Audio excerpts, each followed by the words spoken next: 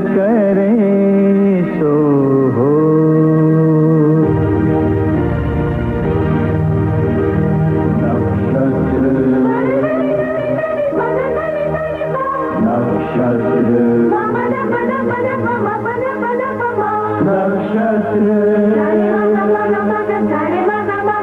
ये है नक्षत्र।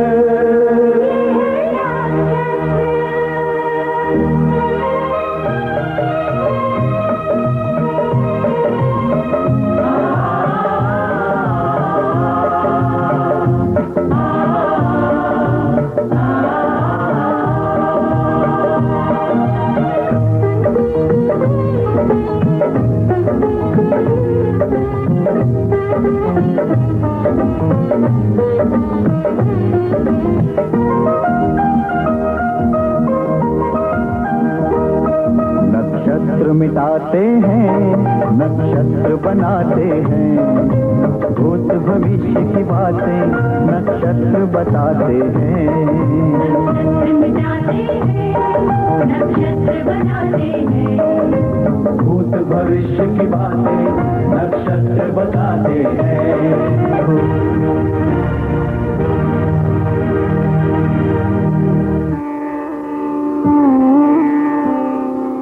मैं सितारा हूँ, मैं जानता हूँ क्या होगा, क्यों होगा और कब होगा।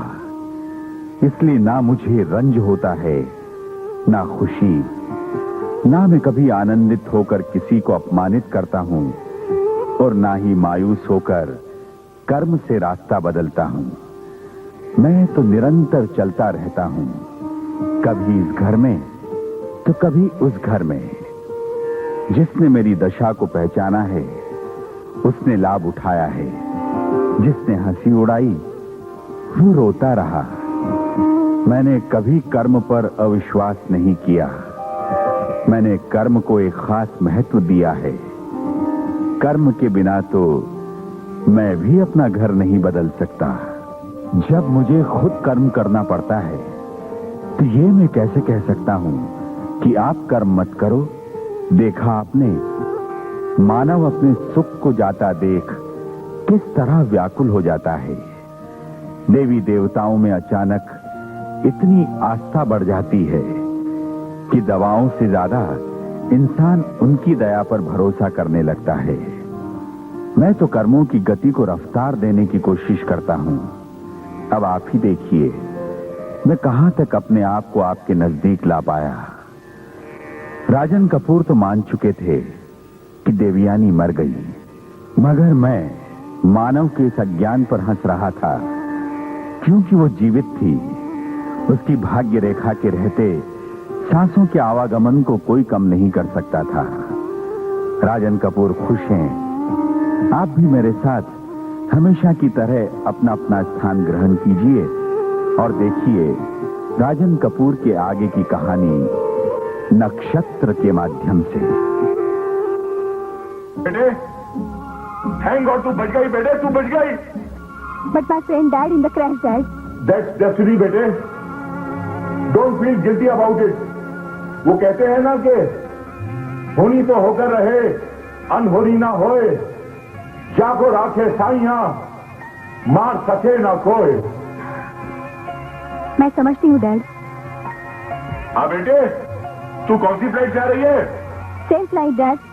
अच्छा बेटे, अपनी उस फ्रेंड का एड्रेस दे दे।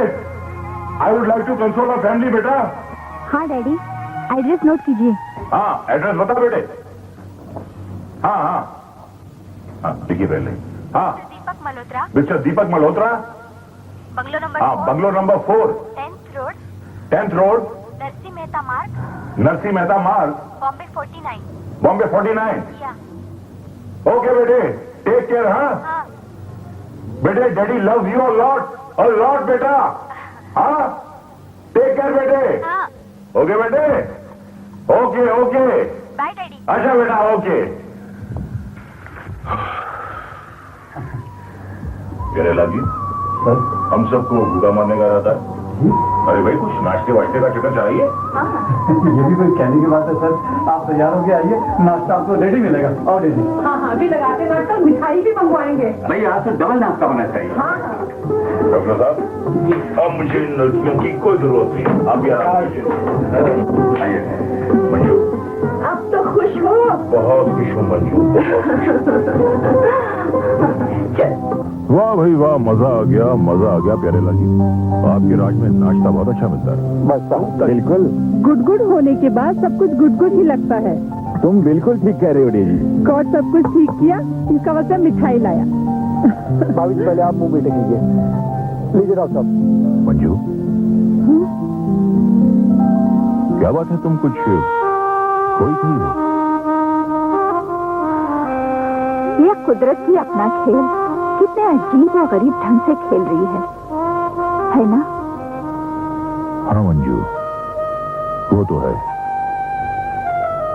मैं सोच रही थी कि फिलहाल देवयानी को यहाँ आने से रोक लें। क्यों?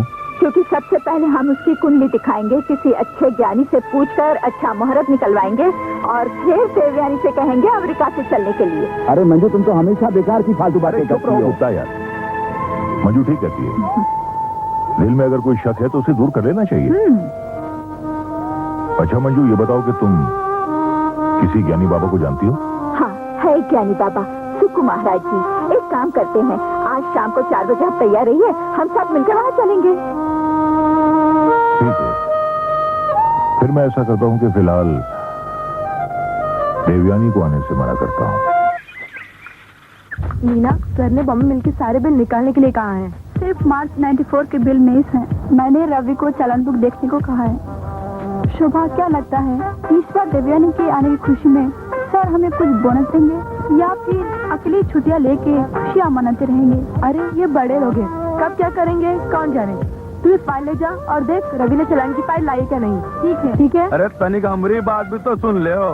किसी को पता हो या ना हो, पर विशेश्वर प्रसाद को ये बात बहुत अच्छी तरह पता है कि शोभा जी आप ही का नाम है।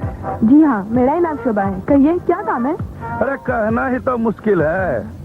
अब देखिए मैं कहना तो चाहता हूँ, पर आपके साहब सुनने को तैयार ही नहीं है।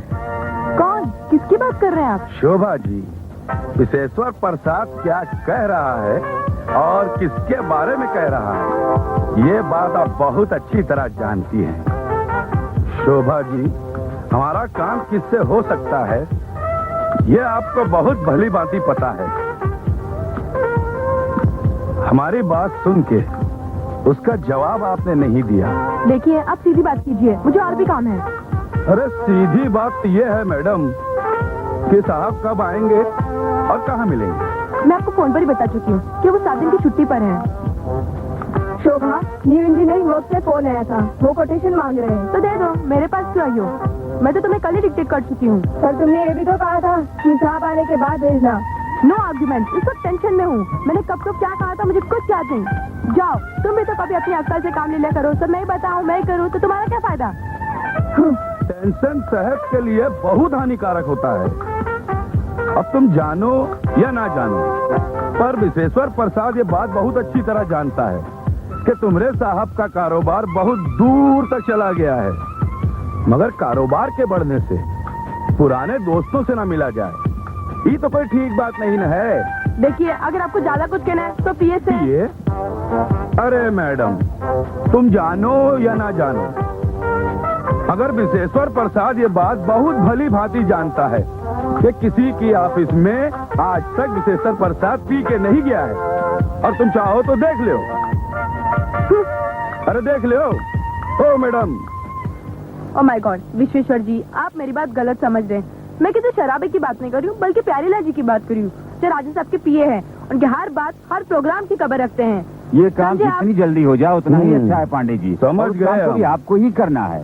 राम राम गुप्ता जी। राम राम विशेश्वर प्रसाद जी। कहिए भाई कोई जाने या न जाने, लेकिन मैं जानता हूँ कि विशेश्वर प्रसाद की विशेषता ये है कि वो बिना किसी मतलब के किसी को राम राम नहीं करता। क्यों? गुप्ता जी, आप जानो या ना जानो, हम तो बस इतना ही जानना चाहता हूँ कि आपके राजन बाबू इस विशेश्वर प्रसाद समय जी, राजन जी इस वक्त 7 दिन की छुट्टी पर हैं। ये जानकारी हम पा चुके हैं। ये आपकी शोभा जी से। सर, घर से मैडम का फोन आया था, कह रही थी आपको कपूर साहब के यहाँ पहुँचना बहुत ही जरूरी है। ओह माय गॉड, इस वक्त तो 3:45 बजे हैं। विशेश्वर प्रसाद, मुझे 10 मिनट के अंदर कपूर साहब के घर जाना है। बताइए क्या काम है? अजी काम का है, हम तो सिर्फ इतना चाहता हूँ कि आप कोनो ऐसा नक्षत्र निकालो, कोनो ऐसा उपाय निकालो कि आपके राजन बाबू से हमारे मिलने का योग बैठ जाए। बस। आपका योग मिल चुका है। राजन जी अपने घर पर हैं, आप जाकर उनसे मिल लीजिए। चल पर मिल लीजिए। गुप्ता जी बात सुनो हमारी, गुप्ता जी हमारी बात सुनो।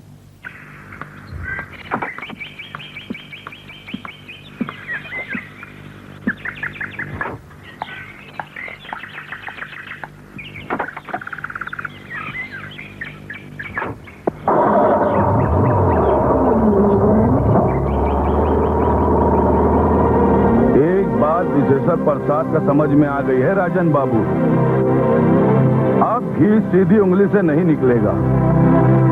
विशेश्वर प्रसाद को अब उंगली टेढ़ी करनी पड़ेगी। किसी के करने से कुछ नहीं होगा।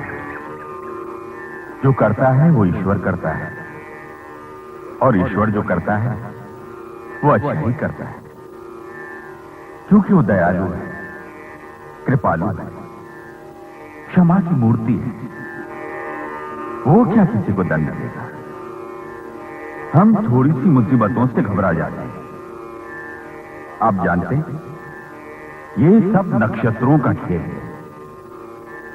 ये खेल ऐसा है जिसने स्वयं प्रभु राम को भी नहीं छोड़ा। इस विधि के विधान को कोई नहीं जानता, कब, कहां, कैसे और क्यों होगा, इसे कोई नहीं जानता सिवाय उस परमात्मा के। आत्मा को भूख लगती है न प्यास, न सर्दी न गर्मी, दुख सुख, ये तो हमारे शरीर के वस्त्र है। आत्मा तो निराकार है, आत्मा ब्रह्म है। वो सत्य पहनती है, धर्म उसका भोजन है, दया उसका बिछोना, और क्षमा, क्षमा उसका ओढ़ना।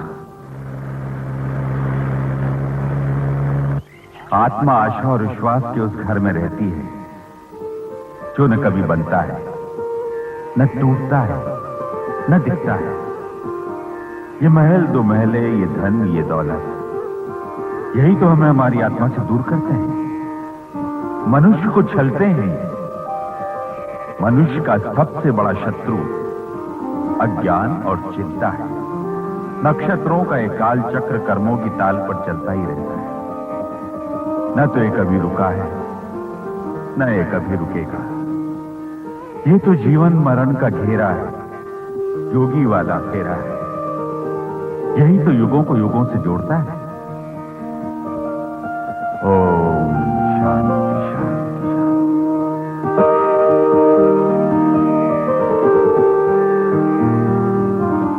कलयुग में मुक्ति मोक्ष का एक ही महामंत्र है, और वो है गायत्री मंत्र। ओम भूर्भुवः स्वः, ओम भूर्भुवः स्वः, तत्सवितुर्वरेण्यं, तत्सवितुर्वरेण्यं, भर्गो देवस्य धीमहि, भर्गो देवस्य धीमहि, धियो यो नः धियो यो नः प्रचोदयात्। प्रचोदयात्। ओम शांति शांति।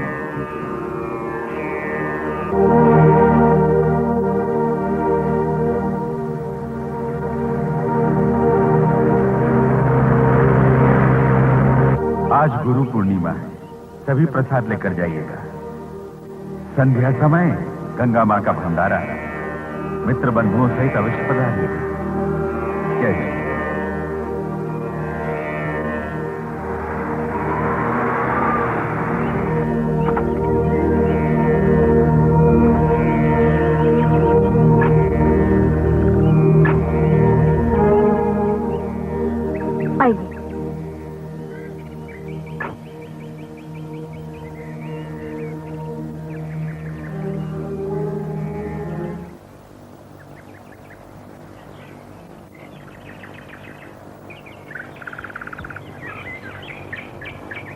प्रणाम। आयुष्मान। प्रणाम बाबा। आइए।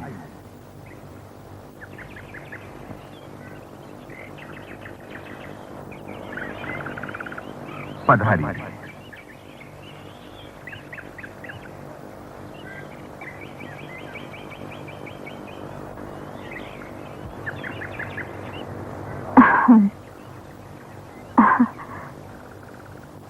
बाबा, ये देवयानी की कुंडली है। ये राजन जी हैं, देवयानी के पिता। अच्छा।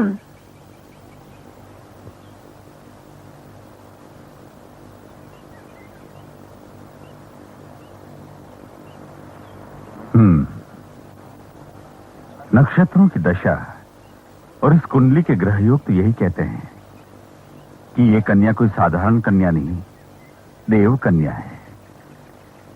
इसकी कीर्ति इस पृथ्वी पर कस्तूरी की तरह फैलेगी। परंतु क्या बाबा? आप तो इसके पिता हैं। आप तो जानते हैं कि इस कन्या के आते ही इसकी माता परलोक से धार गई। आप पर भी अनेक संकट आए।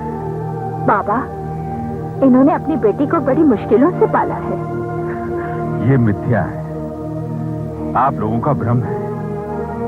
इस कन्या के तो राजयोग लिखा है।